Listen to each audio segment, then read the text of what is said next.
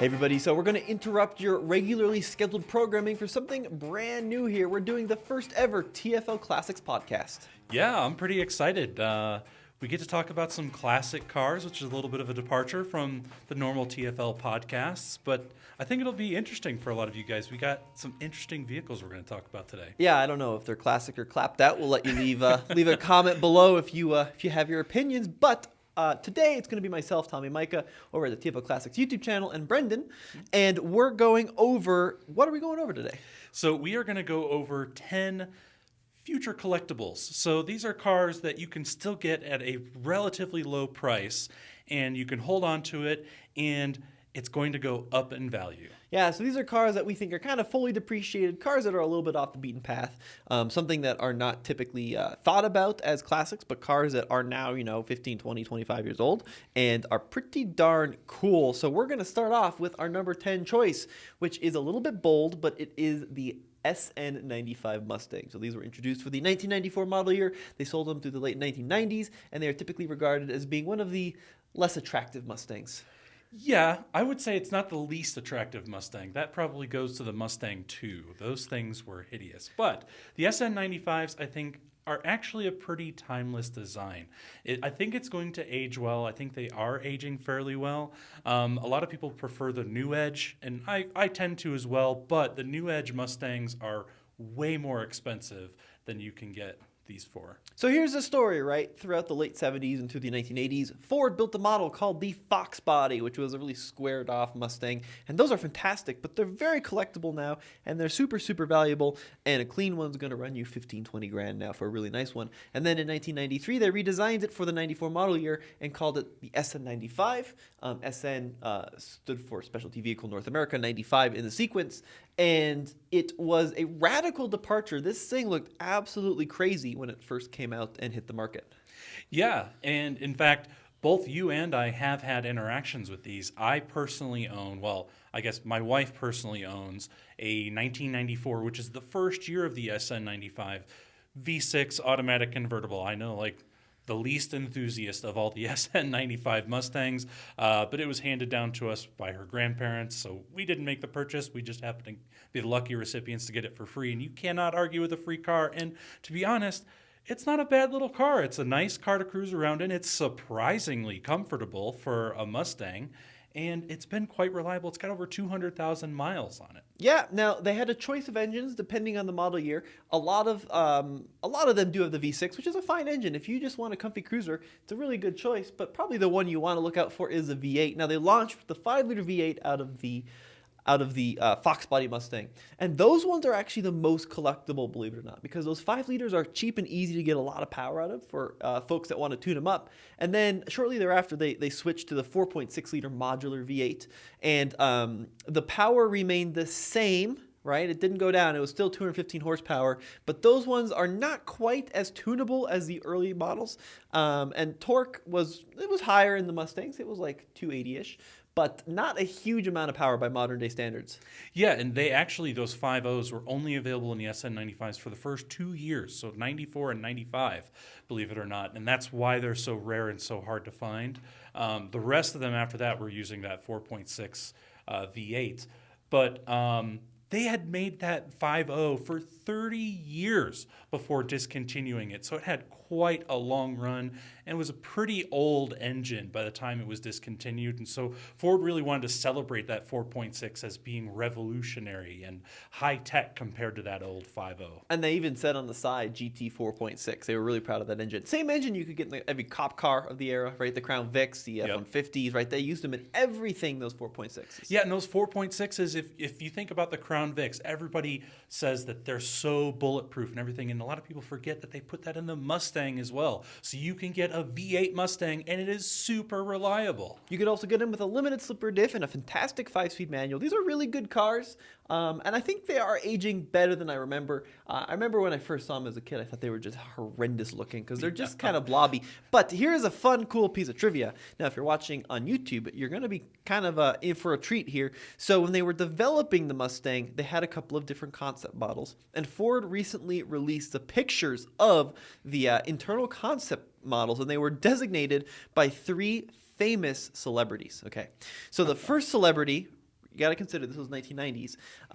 They basically went from least macho to most macho. Oh my god. So let me show you the first concept. Now this was called, I kid you not, the Jenner.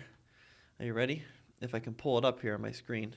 Ugh, computer's really struggling today. You know what this first one kind of reminds me of, Tommy? Is it kind of reminds me of the Mercury Cougar? Yeah. If you remember those. So what we're looking at here is a very smoothed out, very European looking vehicle, right? This is a car that looks like it would belong on the streets of Germany. Now, for a while there, do you remember the Probe was actually intended to be the replacement to the Mustang?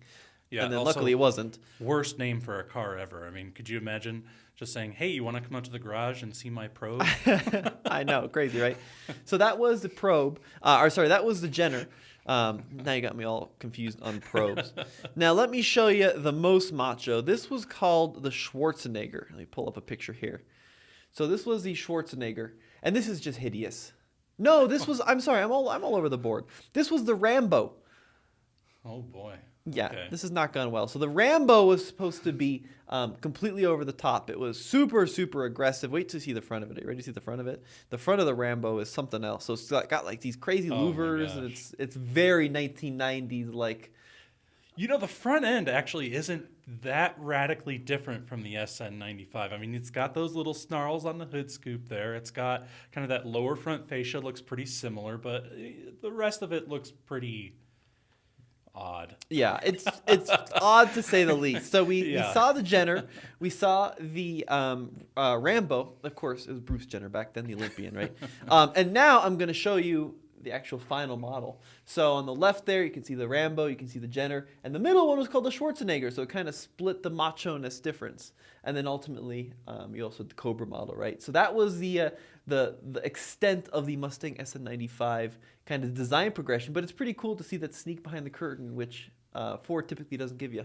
Yeah, that is pretty cool. And I guess if that's the concept car up there on the top right, I mean, the Schwarzenegger, it really doesn't look very different from the production model. I said they did a really good job of taking a concept car and turning it into a production model. Yeah, Usually you lose a lot of that. They basically flair. just built it, which is pretty cool. So you could see the Jenner, the Rambo, and the Schwarzenegger, which ultimately became the car that they went with. So that's number 9 on our list of affordable appreciated Number 10. classics. Dang it. Man, my brain's all over today. We're starting off at number 10, but number 9 Yes. is the Toyota Celica Supra. Now, a lot of people say, well, what are you talking about? That's two different cars, right? But what a lot of people don't realize is when the Supra first appeared, it was a Celica Supra. So it was based off of the Celica platform, which at the time, which was 1979, was a rear-wheel drive based vehicle. Mm-hmm. Exactly right. Now, this was an interesting vehicle, right? Because everybody remembers the Mark III Supras and then, of course, the Mark IV Supras and all the really flashy ones of the 80s and 90s. This one was a little different. So we didn't see the crazy turbocharged engines here in the States, right? We saw a choice of inline 6-cylinder engines, essentially. Yeah, and so the first gen, I think, is kind of ugly, to be honest with Yep. you. It's not the best looking. Those came out in 79 and had kind of only a 3-year run as the Celica Supra. But the second gen, which is what we have pictured up here, is, I think, quite a timeless design and very underrated. A lot of people talk about the more recent Supras from like the Fast and the Furious and even the Supras before that. But I actually think, and my personal opinion is that this is the best looking Supra that had ever existed. And the main reason being that really long front end. And that's what differentiated it from the Celica. Because what they did was they extended the wheelbase just in the front. So the rear part of it was the same as the Celica.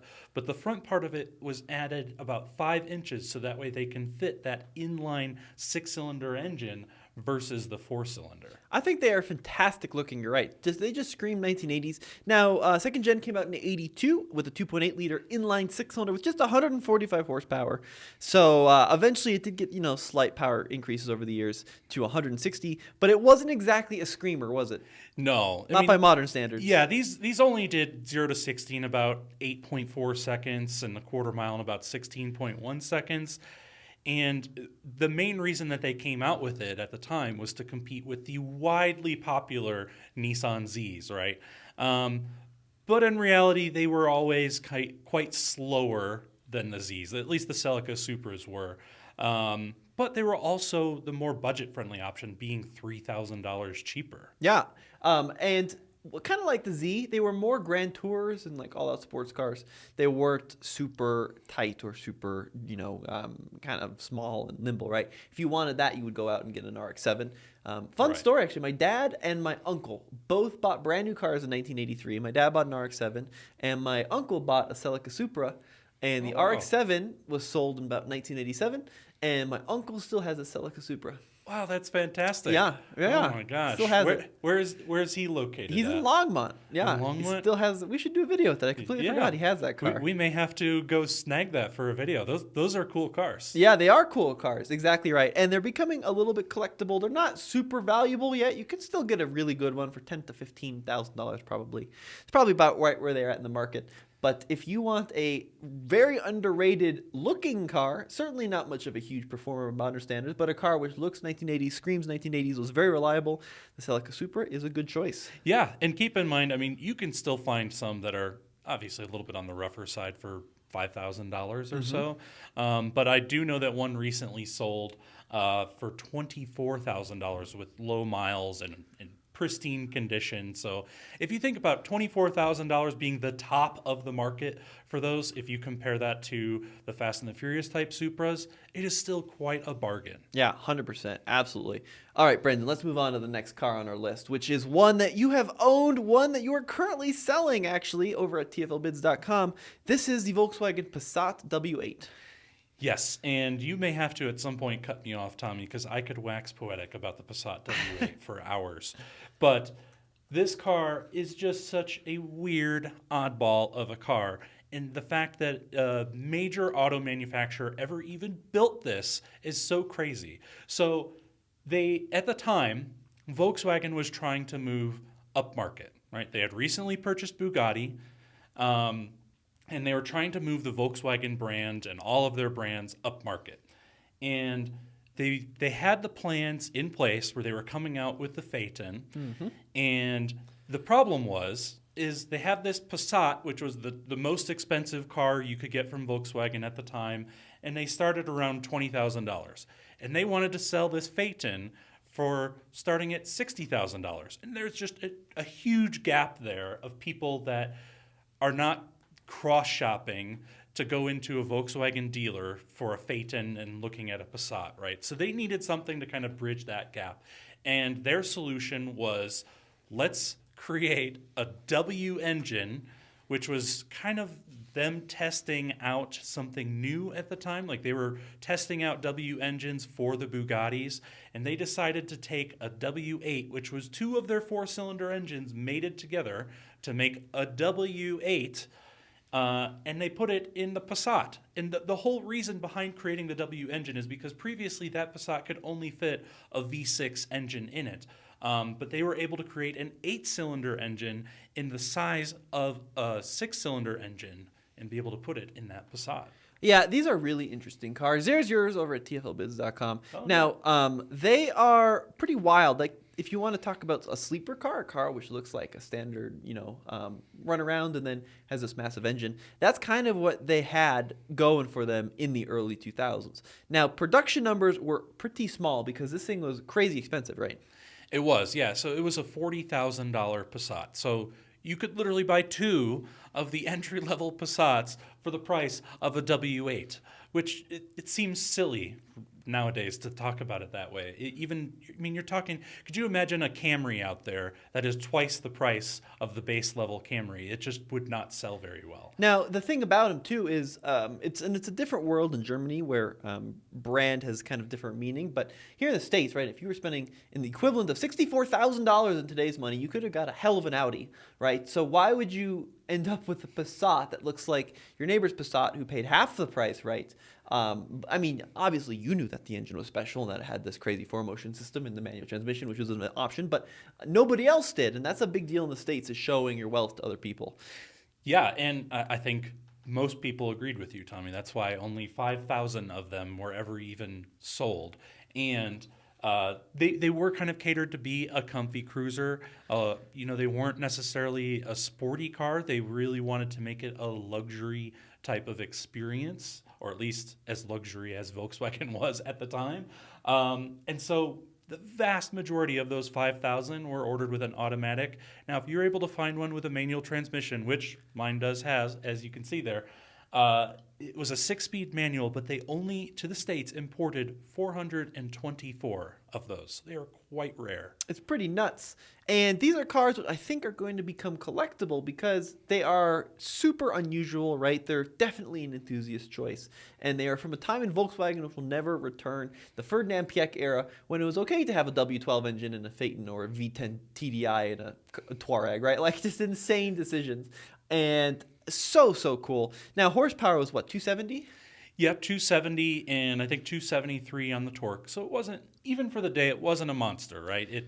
It was a fairly low-powered 8-cylinder engine, but it was the cheapest 8-cylinder German car that you could buy in the States.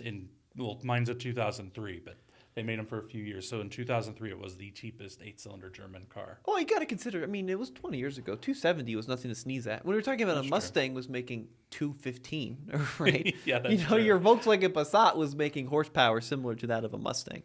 So that was pretty cool about it. Now, that narrow angle V series, which they labeled as W8, you had them in the VR6 and the W8s and then the W12s and then the W16 and like the Veyrons. And it was a really cool era for Volkswagen. It's still around though. Like, you can get a VR6 engine, essentially a VR6 in the new Atlas, for example. They still are sticking around. But the crazy thing is the amount of millions of dollars it takes to develop an engine, and then they only put it in one car. Yeah. You know? Yep. Well, and so keep in mind the Passat, a lot of people just think of it as a Camry competitor, but back in this generation, the B5 generation, underneath this was essentially an Audi A4. It shared basically their Quattro all-wheel drive system. It wasn't the Halodex where it's front-wheel drive and then it reacts to slippage to send power to the rear-wheel drives. It was in a 4-wheel drive vehicle at all times. And so you were really kind of getting a budget Audi at the time. 100%. Yeah, these are really cool. And I don't know if this podcast is going to go up in time, but this car was for sale over at TFLbids.com. And speaking of that, we are relaunching it as a place to sell your cool, quirky, affordable, weird, fun, whatever kind of vehicle. And how do folks want to get their car on the site if they're interested? Yeah, so if they go to TFLbids.com, we have a submit your car link right up there highlighted in red at the top.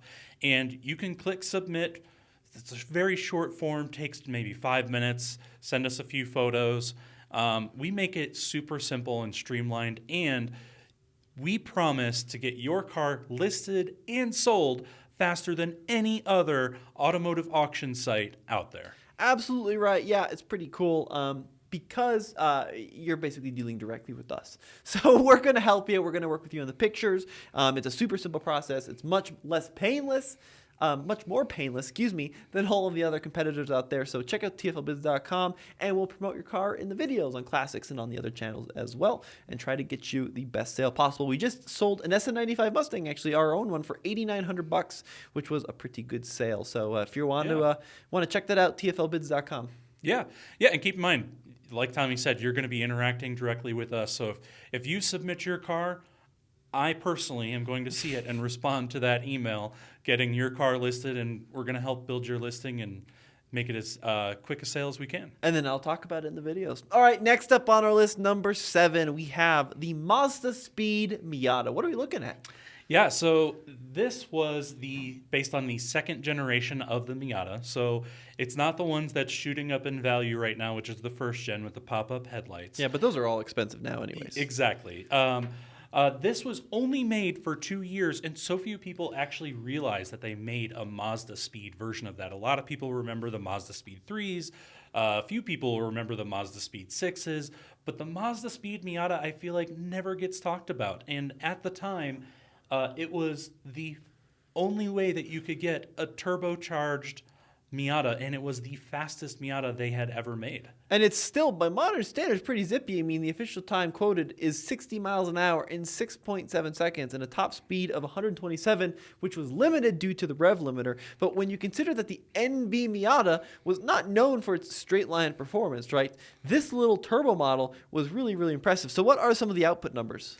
Yeah, so this guy put out 178 horsepower, 167 pound-feet of torque, which was basically about a 36 horsepower bump over the naturally aspirated version of them. But that helped propel it 0 to 60 in about 6.7 seconds, which for the early 2000s was actually a pretty quick little car. Well, yeah, I mean, even by today's standards, it's pretty quick. And now 36 horsepower doesn't sound like a lot, but we're talking about a little tiny car. And the NB Miata, just in general, fantastic value, right? NAs are hugely expensive now. NBs are still pretty affordable. So I definitely consider an NB just in general. And then if you want the ultimate expression of the NB, the Mazdaspeed is a fantastic choice. It has a front-mounted air-to-air intercoolers. It had upgraded shocks, it had these special wheels, which were really cool. It had different headlights and also different drivetrain components. Yeah, like they upgraded the clutch, they upgraded the transmission.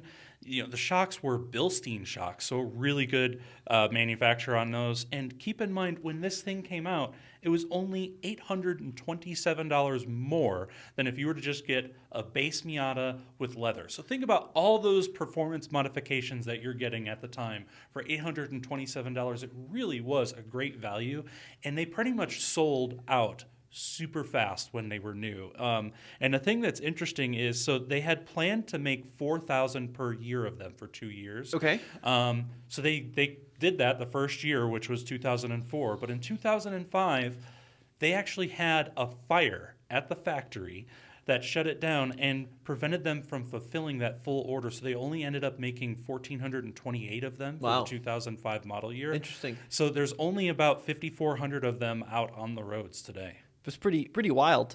And it's also worth noting, too, they built like 100,000 of the standard Miatas. So this one is significantly more rare. And when you're looking at collectability, rarity, and of course performance, upgrades are a big deal. Now, you could go out and build your own, right? So there's companies that will sell you Miata turbo kits, like a company called Flying Miata will do it for you. But I would go with this 100% of the time because it was developed by the Mazda engineers for longevity and durability. So maybe some of the power numbers aren't as impressive as what the Flying Miata systems can do, but you got to remember that this car went through the same rigorous reliability cycles that Mazda put every single one of their cars through. Yeah, and if you're looking at me, all right, I know you guys out there, you like to tune your Miatas.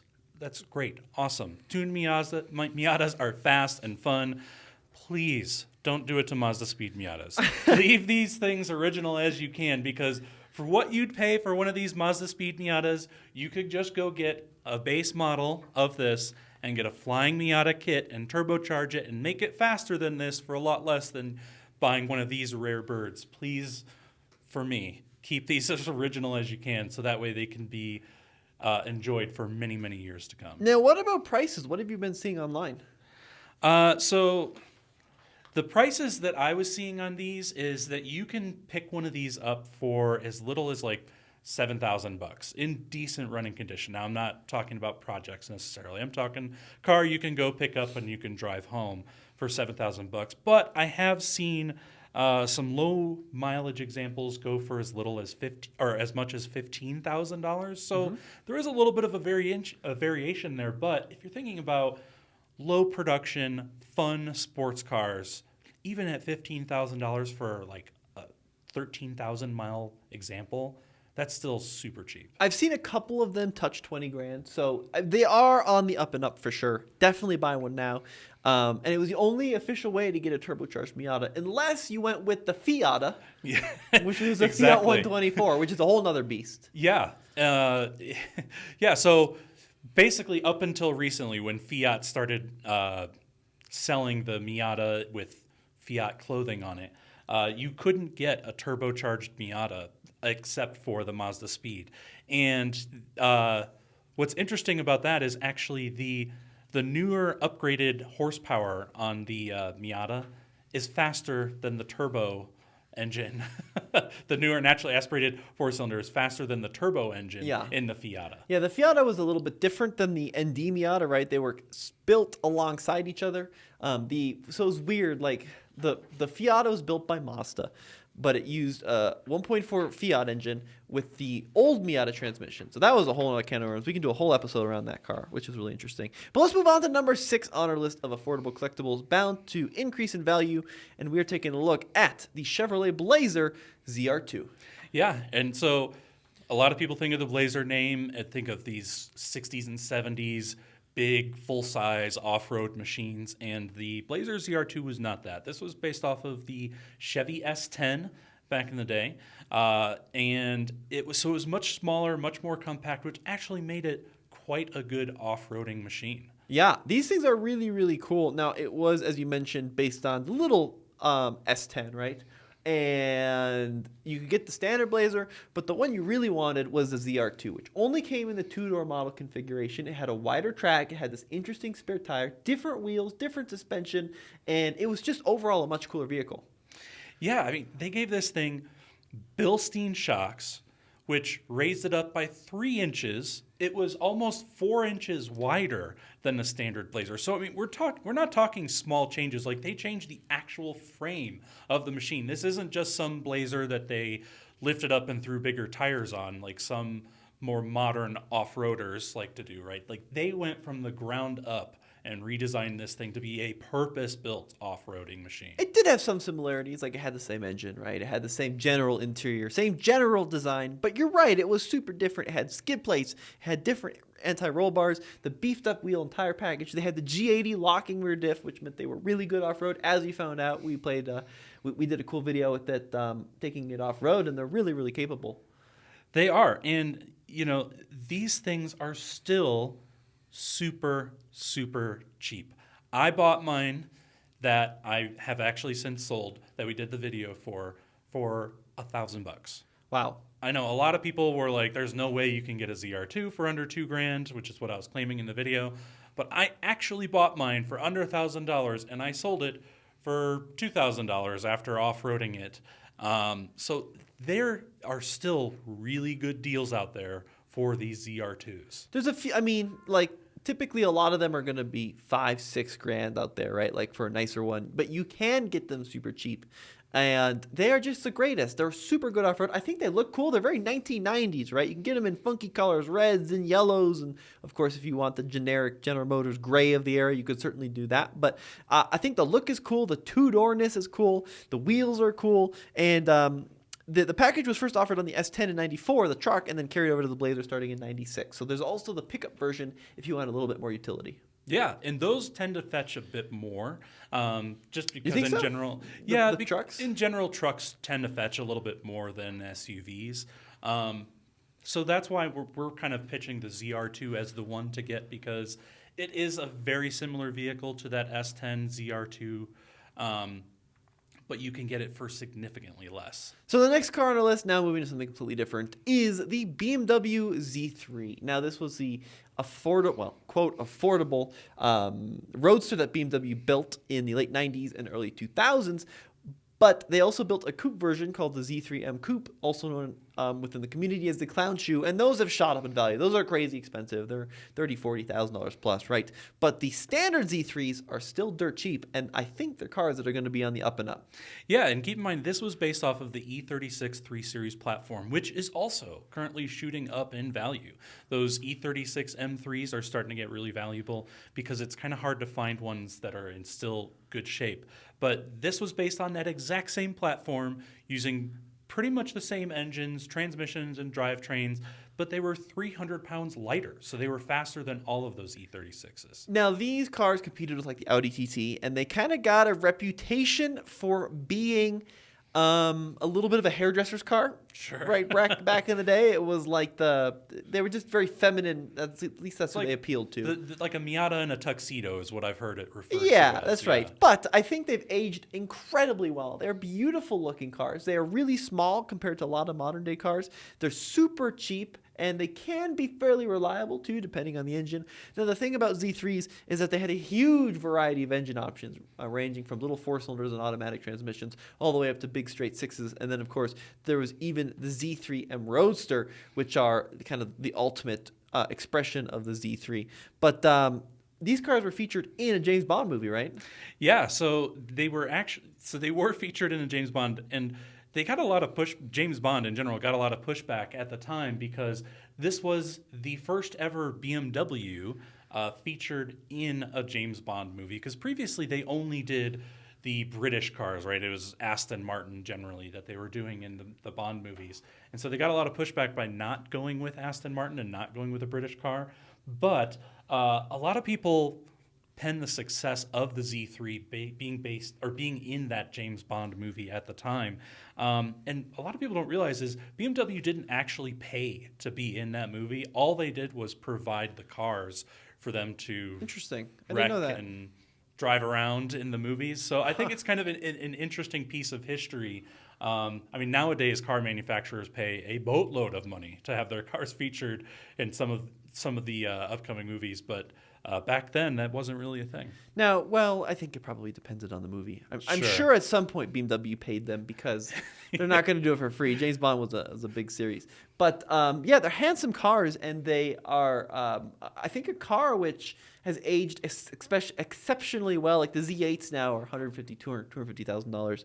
The Z3s, though, you can get like a 1.9 automatic for like $4,000, right? 4,500. Yeah. And then if you go up to some of the M cars, you might be spending 15, 20. But what are some of the other engine options? Yeah, so I mean, keep in mind that this Z3 actually kind of spanned the E36 series engines and the E46 series engines, which is why you have so many different variations, right? So the 1.9 put out 138 horsepower, and that was kind of the early entry-level model. And you had the 2.3, which was in a little bit later version, which was actually American engine only. Oh, okay. And that put out 170 horsepower. The 2.5 liter put out 184 horsepower. You had the 2.8 liter put out 190 horsepower. And I think actually the one to look for that's going to be the best value is the 3 liter. Okay. It's kind of the later version of the Z3. They put out 228 horsepower. So in a small car like that, it's still pretty potent. If you think about it, that's maybe what, 12 horsepower off of the original M Roadster. Pretty you good. get it for a lot less. Pretty good. Now, of course, the M Roadsters, in the U.S., we kind of got the wet noodle version. We had the... we had like the detuned model. The European ones had more horsepower. So we got 240 horsepower at first here in the US. But I think that would ideally be the one I would get for, or I would just go for like the cheapest manual 4-cylinder, get it for $5,000, enjoy it for a summer, and then sell it. Because that's what these cars are great at, right? They're good at just being awesome cruisers. Fairly reliable overall. I mean, it is the late 90s BMW, so you can expect some issues. But fairly cheap to get parts for, and you can get them in cool colors. Yeah, great little cars. Yeah, absolutely. And keep in mind, a lot of people love those clown shoes, the M clown shoes. Oh, yeah. But they don't realize that the actual rarest one of them is if you get the clown shoe, which is the coupe, with the 3 liter, not the M. Because Really? they only made about 3,800 of those. Wow. But any coupe is going to be pretty pricey, so I'd kind of stick away from the coupes. I have a friend that has one of these, by the way, a Z3M Roadster. He loves it. It's a great car. All right, so we're going to take a break from our list and talk about classic cars that we simply just don't understand. So these are vehicles that are popular in the community right now, but just aren't really our thing. Yep, and I'm going to start off with one that I may get a lot of hate for, and in fact, Tommy, you may hate me for this. Let's hear it. 80s Mercedes diesels. I just don't understand them. They are so slow. I don't think they're that fantastic looking. They look very basic, very plain Jane. They're somewhat comfortable, but there are more comfortable cars out there. And as far as they're not that engaging to drive, yes, I get they're super reliable, but so is a Toyota Camry. And you don't see enthusiasts waxing poetic about Toyota Camrys. So what Brendan is talking about is recently there has been a huge uptick in the popularity of the Mercedes sedans throughout the 60s, well, not the 60s, the 70s and the 80s. particularly. And in the States, actually, they came mostly in diesel variants. So the 240D, the 300D, the 300D turbo diesel. And I think this is probably the one you're talking about, primarily, which is the W123. Came out in the late 70s, sold through the mid-1980s. They sold a bajillion of them. And yes, especially the wagons now. On certain auction sites, they're selling for $40,000, $50,000, $60,000 for a good wagon. That is nuts. And even the sedans are going for 15, 20 in really good shape. Now, the reason I love these cars, and I think enthusiasts love these cars, is because they stem from a different time of Mercedes-Benz. They came from a time where style wasn't as important, interior features weren't as important, tech wasn't important. What was important is utmost longevity and durability. So these cars were designed to go 250, 300, 400,000 miles, kind of like a Camry. But unlike a Camry, I think they look pretty cool. They are just the pinnacle of the boxiness design, rear-wheel drive. Now, I do see what you're coming from. They are redonkulously slow. Like a 240D at altitude, like we're here at elevation in Colorado, 0 to 60, 15, 20 seconds, right? Well, not only that, we recently drove one where the automatic transmission was pretty darn harsh, and I was quite surprised at the time. I'm like in the backseat going, oh, man, holy cow, what is this? It almost shifted like a Smart 4.2, and you were just like, yeah, that's pretty common with these. I'm like, why would you want to live with that? Well, the thing about these cars, so the OM engines, which is what Mercedes called them, oil moteur, right? They will last to the end of time, right? But the transmissions were vacuum controlled. Issue with these cars is everything is vacuum controlled on them. Door locks are vacuum controlled. Transmission shift points are vacuum controlled. Even the key to shut the car off runs off vacuum. So you'll often see these with a perfectly fine engine, but everything will be broken because they are cars that were purchased new by people that had a lot of money and then passed down to people that had less money and then passed down to college kids, right? And ultimately they just became clapped out. And typically any other car would get thrown away and moved off to the junkyard, right? It's a car that has no value to it. Sure. But the thing is, an old Mercedes diesel, the engines and the powertrains will keep going and going and going. Right. So there's no reason to get rid of it, even if nothing works. So you see a lot of these that are really clapped out. Now, I understand why you wouldn't like these. I don't appreciate why you don't like them because I think they're amazing. I've had one of them. I have another one right now, and they're like. It's like driving around in a bank vault, you know? It's like the appreciation of something so solid in its construction. But you're right, like they are not a lot of fun to drive. Yeah, I mean, I can get it. I could get behind, what do they call those? The 420 SELs, like the basically the early the Mercedes S-classes. Like the W126. I could totally get that because who doesn't love a nice, comfy cruiser that you can take on long road trips and enjoy and not have your back or your butt sore when you get there.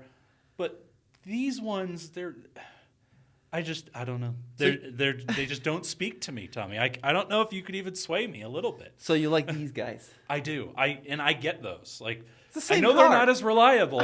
I know they're just as ugly, but they're a little bit longer. They have a little bit more performance to them. They have a little better exhaust note, a little more engine tone to them, a little more engaging to drive. So here's the issue, though. Mercedes, especially old Mercedes, have a reliability in the modern era of unreliability. Right? Yeah. They have a reputation. Yeah, reputation for being unreliable. Unreliability. Yes. Right. And that was what made the diesels Mercedes so enticing, is that they just work. Whereas when you start going to some of the fuel-injected gas stuff, right, some of that dips a little bit. Not to say the W126 gas, like the 420s, are unreliable, because that's just a flat-out lie. Like, they will also last an insanely long time. Now, I would pitch to you, get one of these, which I also love. They're fantastic. They're huge and they're comfy in their boats, but with the diesel engine. And then your interest wanes again. You're like, oh, well, we got to go back. The other thing about the diesel engines, which people don't understand, is like modern diesels are smooth and quiet and like very refined. 80s diesels are like glug, glug, glug, glug, glug, glug, glug, glug. I mean, they are like tractors. So yeah, they are not literally quiet. sound like an industrial type of engine. Like, it doesn't belong Sounds like a John to me Deere. in a commuter vehicle. And I understand that. Now, the kind of cars I just don't understand, I just don't like them. 1990s Japanese performance cars. What? They just don't do anything for me. I just like the whole. Is it just the price that they're fetching right now, all or of is it the tuning community? I mean, these were cars I think largely made popular, right, by like the Fast and Furious movie. So I'm talking about like the Supras, okay, right, the RX-7s of the world. Oh my God! Wait, The RX-7. You don't like the 90s Yeah, like the RX-7? FD RX-7s. Oh my gosh, that is such a timeless design. They're Dude. so beautiful. Yeah, Mark IV Supras, and the issue is every Mark IV Supra looks the same. They all have the same multi-spoke wheels on them with the huge coffee can exhaust and 8,000 horsepower. I just like do something new and creative. It's all Yeah. the same, and the I don't know, dude. They just are. I just don't get them. You know? Well, and that's why I'm a little more towards the original. Like I want a car in the original form that the maker intended it to be. I don't want to buy somebody's tuned out machine that's pushing 1,000 horsepower or whatever, because if I want to do that, I want to do it myself. I don't want somebody else's tuning that they've done to it, because I don't know how well it was done. I don't know if it was done in somebody's barn or if it was done by a reputable tuner. But if you get like one of those 90s RX-7s in original form, it is just such a cool car. It's got a unique Wankel rotary engine to it that puts out a sound unlike anything else, and I think honestly is, in my opinion, one of the top 10 most beautiful cars ever made. Here's the other thing too.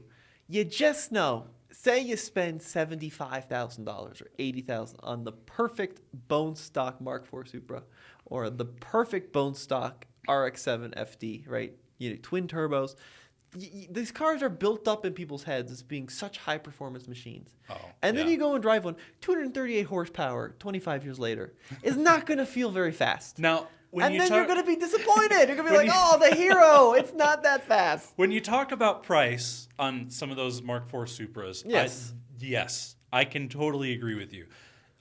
When you could go out and get one of those for $10,000, $15,000, buy it all day. It is totally a super engaging, fun to drive car for $10,000 to $15,000. For $75,000, you all are out of your mind. Well, I'm just looking at one right here. Recently sold in August, 94 Toyota Supra, 6-speed manual transmission, 55,000 miles, $133,000. Yeah, that's nuts. Yeah, I don't get it. I can totally agree with you there. $136,000. You could get so many other cars for that kind of price. It just doesn't make sense to me to buy a Supra that's just going to disappoint you, because it won't perform for $136,000. Money no option. Would you still get one? If you won the Powerball tomorrow, would you be going in line for a bone stock RX-7 or Supra? RX-7? Yeah. Yes. Well, that is one of my. If I had a RX-7. 10-car garage, that is one of my cars that would be in the garage. The turbo RX-7 in bone stock form. You know you wouldn't fit. That's the other issue too. Is they're too small on the inside. Yeah. They're teeny. Anyways, that's the group of cars I understand. And then the one that both of us don't really understand, anything 30s and 40s. They're not really having their moment in the sun right now, but I honestly, like, you show me a picture of a 1940s car, and unless it's a Packard, I'd have no idea what it was. Yeah, they all kind of. They just don't resonate. They don't resonate. I mean, I get the design of them. Some of them look pretty cool. They're interesting, but they're just not great to drive. They're dangerous. They're dangerous. Slow. They're unreliable. Finding someone to work on them at this point is going to be near impossible, and it's just. Yeah. I don't get it. I think we're on the same page on that one. Yeah. So, guys, let us know in the comments. Are we insane? Are we off our rocker? Do you agree with us? We'd love to hear your feedback. But now back to the list of affordable cars, which are great modern-day collectibles. Number 4, we're talking a car that probably people are going to tune out for, but the first generation of the BMW era Minis.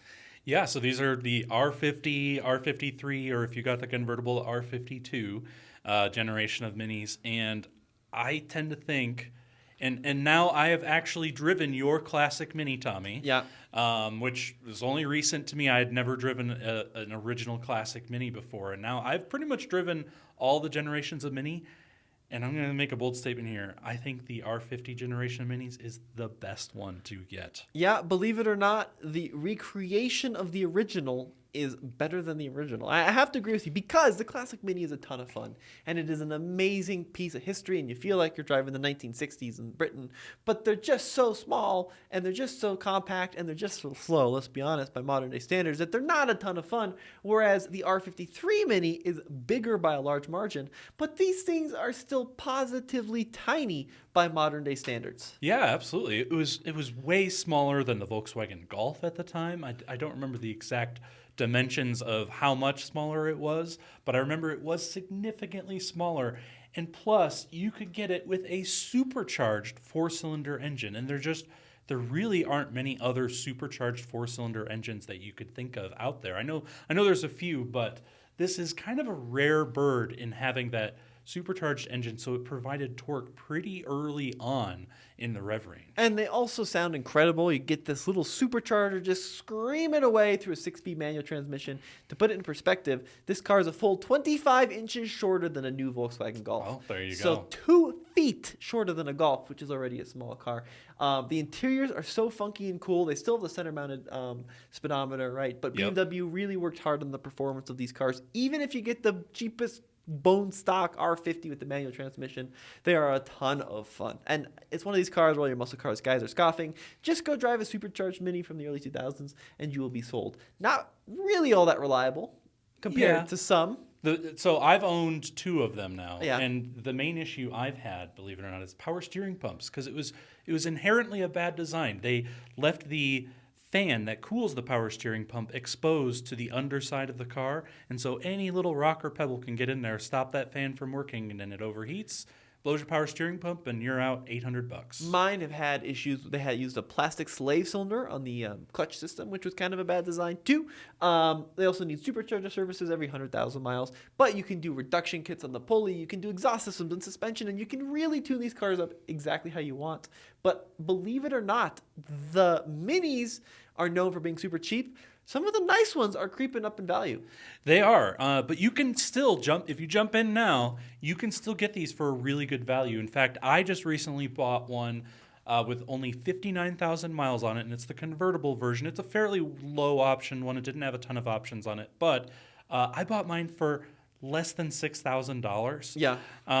And for $6,000, getting something with that low of miles and that much fun, it's really hard to beat that bang for buck. I agree completely. Yeah, I mean, if you want a JCW, right, you're probably going to be looking more like 8 to 10, maybe to 12. Yeah. If you want a GP, geez, you're going to be looking at 25, 30 plus. Yes. But I would definitely stick to these first gens. It's easy to get confused with the second gens, which went to turbocharging. Stick to the first gens, which were like 01, 02 through 06 in the coupes. And then 2 extra years on the convertibles, Up so through 07 08. and A8. Yep, on the convertibles. And try to get just like the most original one with the lowest mileage you can. And I think you'll love it a lot because these are a ton, buckets of fun. Yeah, and if you think about values, if you think about this as, an investment, the E46 M3, right, got super valuable.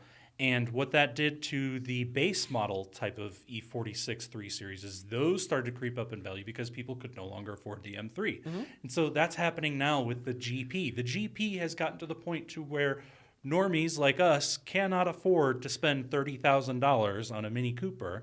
So we're not going to go buy that GP. We're going to go buy an S or a JCW. And those can still be had for a reasonable amount of money, but I think are on the bottom of their value, so they're going to go up. Yeah, now is the time to get them 1,000%. Don't get an automatic, and especially don't get an automatic non-Cooper S because you'll have a CVT, which is garbage. Yes. By the way, if you ever want an excuse to want one of these, go watch the Italian Job remake. Oh, yeah. With Tom Cruise in like 02, 03. Yep. What a great movie, by the way. And these are featured prominently. And what I love about them is that they actually used real engine sounds from these cars. So you get to hear the brrr of the, yeah. But did you know those cars were actually electric? Because they were filming inside, yeah. So for the production, they built 3 electric ones. Oh, man. Because they were inside and then dubbed over the sound of the actual Cooper S. First ever electric Mini. I know. I was just talking to one of my Mini folks. And then they crushed it, believe it or not. Oh, what a shame. Yeah, they got rid of them. Anyways, now on to something completely different. A vehicle which is a little bit off the beaten radar, but this is a Grand Cherokee, but not just any Grand Cherokee. Yeah, so this is the first-gen Grand Cherokee. Near the end of actually at the end of their production run of the first gen. And I believe this was before they got bought out by Mercedes. So this was still just Jeep being Jeep. Chrysler being Chrysler. They decided to take the 5.9 liter engine from the Dodge Ram, right, like a truck engine with a lot of torque, and shove it in the Grand Cherokee, creating the Jeep Grand Cherokee 5.9 Limited.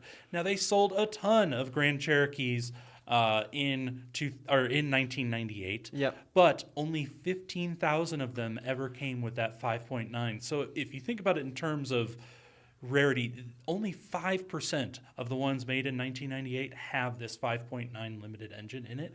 So it is quite a rare bird as far as Jeeps go. These are super weird. Now, this was arguably the first performance SUV. It was the first time that an OEM decided to cram a huge engine into a vehicle designed primarily for off-roading for the sake of making it fast and special, right? Yeah. So some people will say that the GMC Cyclone. That's a good point. would be the first performance SUV, but keep in mind that had 2 doors. Right, and this had 4 doors. This has 4, and that had an engine that was just a 6-cylinder engine, right? A 6-cylinder turbocharged engine that was like specifically made for that type of car. This is a 5.9 liter engine that you could find in any of those Rams back then. I think even they put it in the Durango back then. So it was a pretty common engine, and it was a pretty usable vehicle compared to the GMCs. Yeah, let me clarify that. The first family-oriented performance SUV. Yes. Because now you've got, I mean, they're everywhere. You've got, of course, some modern-day Grand Cherokees, SRTs, and the Trackhawks, but you also have like the X5M from BMW and the Mercedes-AMG SUVs, right? And they're hugely popular, but this was an early example. Now, one of the weird things about these is they're very difficult to tell a run-of-the-mill bajillion-made straight 6 from the super rare 5.9. Yeah, but there are a few key differences.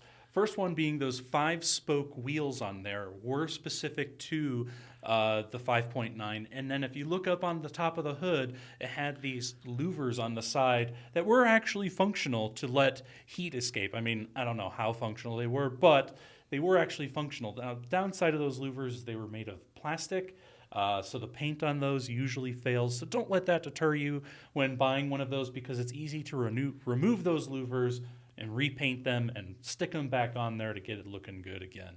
And then another tell is if you look out back, it had this larger chromed exhaust tip, which actually sounded quite nice. Now, the thing about these 5.9 Grand Cherokees is that they are still super cheap. The first generation of the Grand Cherokee, called the ZJ, you can get them a really good one for like $5-6 grand, right? A pretty bad one for $3. Best one in the world is probably going to run you $8, right? So they're still very affordable. And I think that these are cars, the first gen Grand Cherokee in general is on the up and up, because we talked about how like the Halo cars are increasing in value. The XJ Cherokees, the really square Cherokees from the 80s and the 90s, blew up in value. Now like a good one's going to be 15 grand. Exactly. And they're dragging up the prices of the ZJ Grand Cherokees as well. And the ultimate ZJ Grand Cherokee is a 5.9. Yeah, so I think this is going to be, of the Grand Cherokees, this is the rarest. And this is going to be I think the first one to start shooting up in value. So, I mean, as far as if you've got less than $5K to invest in a collector car, you're going to be hard pressed to find a better return on investment than one of these, because they are really on the cusp of shooting up in value, because off-roaders are super hot right now, and a lot of the capable off-roaders are shooting up in value, and Jeeps specifically are shooting up in value. But for whatever reason, it's only just started on the Grand Cherokees. 100%. Absolutely. So that's a great choice. I really think that should deserve to be on the list. But moving on to number 2, we have the Toyota MR2. Yeah, and I know, Tommy, you don't like the 90s, so the 90s Japanese sports cars. So we went a little bit earlier, because the 90s MR2 is, well, everybody's caught on. They're super valuable. So I'm specifically talking about the first gen Toyota MR2, which was this wedged, like squared off, boxy looking, tiny little car where Toyota decided to put the engine behind the driver's seat and give it rear-wheel drive. So it was kind of like Toyota's version of the Pontiac Fiero at the time, but not as flammable. Yeah, and also would actually work. Now, there were a couple different versions of this car, too. They also made both NA and supercharged models. We'll talk about that in a second. They built these from 84 through 89, and the suspension and handling were designed in partnership with Lotus.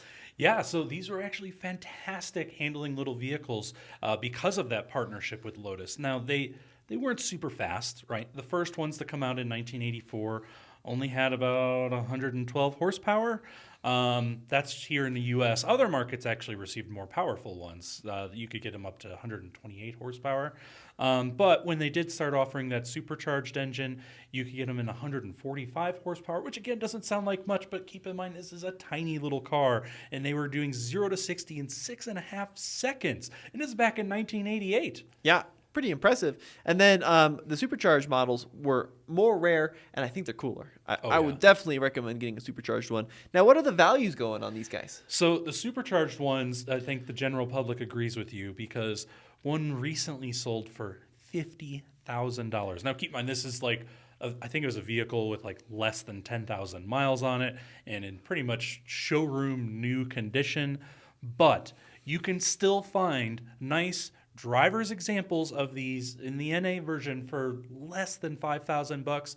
If you want to get the supercharged one, I think you're probably going to spend closer to 10 with something with, normal miles on it and with general wear and tear on it. So I think it's still pretty good value. Yeah, fantastic. I agree completely. All right, now let's talk about cars that have shot up in value definitively, no longer on our list because they are very, very expensive. And we're going to start out with, once again, a car I just don't understand. Never was into them, but the Acura Integra Type R.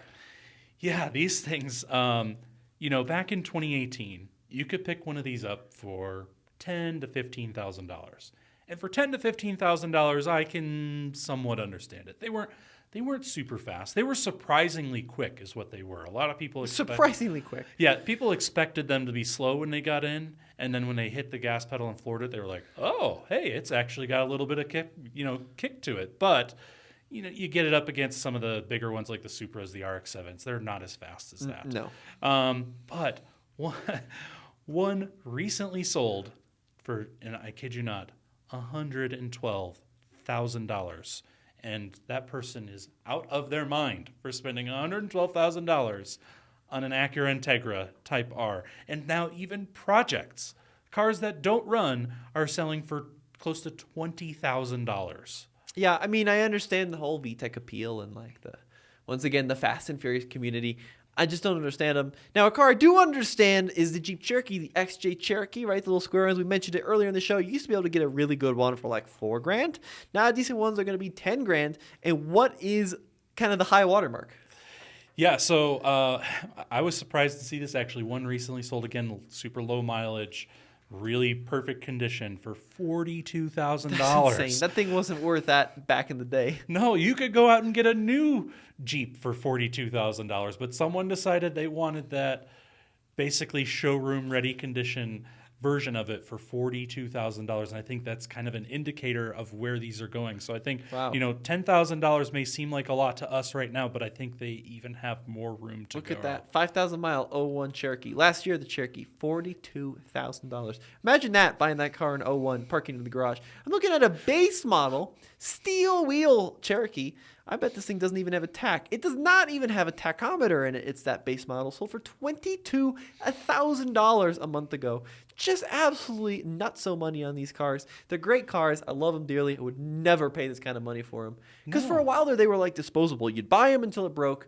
You'd throw it away, and then you'd get another one. And again, you could just go grab a Grand Cherokee for 1/5 the money of what you'd go spend on an equal Cherokee. And it was a better car in a lot of ways. Yes. It was the upgraded version of the Cherokee. It still had that legendary 4-liter engine, but you had a better interior and more comforts. It was just a more usable vehicle. If only they made them a little bit more square, we'd be sitting on a gold mine with our crappy Grand Cherokees. Right? This is pretty funny. And then the last car on our list are the 80 Series Land Cruisers. Yeah, and I know everybody loves Land Cruisers, and I get it. I actually enjoy the Land Cruisers as well, but specifically the 80 Series Land Cruisers, which, back in 2018, you could pick one up. They're a good-looking vehicle for around $7,000 for an average example one. But now, nice examples are fetching on average like $25,000. Yeah. And one recently sold, or I kid you not, $135,000. Jeez. For an 80 Series? For an 80 Series Toyota Land Cruiser. Unreal. Now, these, of course, they had the FJ80 and then the FZJ80, which had the better engine, and they are as long-lived as my old Mercedes, but it would also go off-road. And they're just phenomenal vehicles. Ain't no way I'm spending over 20 grand for one, though, because I just can't justify it, you know? And they're always really high mileage because people drove the wheels off of them. So they're typically 150, 200, 250, 300,000 miles when you find them, and they're just too expensive. Yeah, and you can get a 100 Series Land Cruiser for probably half the price. Although those are creeping up, too. I just saw one that sold last week for $43,000. Oh my gosh. So the market's changing on those too. And then we got the last car on the list, the Ford Taurus HHO, introduced in 1989, and they had a pretty cool engine. Yeah, so these had the 3-liter V6, which was actually built and developed by Yamaha back in the day. And Ford was just kind of fulfilling an agreement that they had made with Yamaha.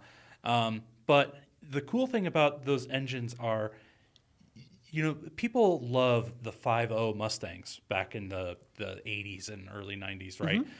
Those only made 5 horsepower more than the 3-liter V6 that they put in the Taurus SHO. Yeah, now you could get the square one or the really ugly round one, but they are just ultimate sleepers. They were 0 to 60 in like the mid 6-second range, which was really impressive.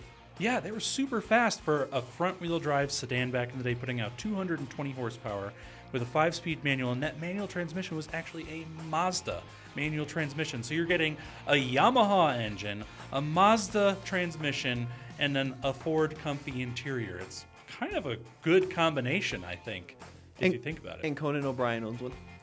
Yep. Apparently. Yeah, he bought one new and still owns it to this day, and it's actually been featured on his TV show a few times. If that's not a reason to own one, I don't know what is. Well, guys, let us know what you think of our list of affordable classics bound to appreciate. As always, this has been Tommy. And Brendan. We'll see you on the next episode.